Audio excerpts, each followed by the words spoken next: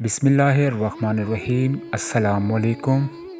नाज़रीन गरामी, ख्वाब और ताबीर चैनल में खुशामदीद।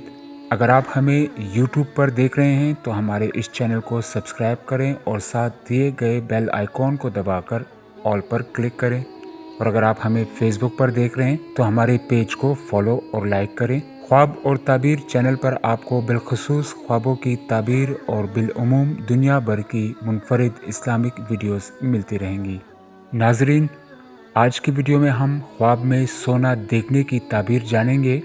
ख्वाब में सोना देखना मर्दों के लिए गम की दलील है और औरतों के लिए नेक और पसंदीदा है।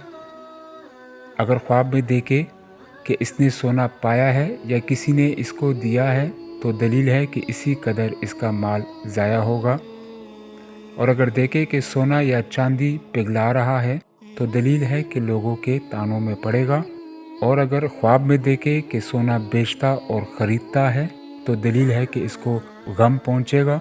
और अगर देखे कि सोने का ढेर अपने घर को ले गया है, दलील है कि माल पाएगा। और अगर देखे कि सोना खाया है, दलील है कि इस कदर माल अपने एहलो अयाल पर खर्च करेगा। अगर सोना और चांदी एक जगह पाए तो दलील है कि इज्जत और मर्तबा पाएगा। ख्वाब में सोना देखना मर्दों के लिए बुरी और औरतों के लिए खुशी की दलील है।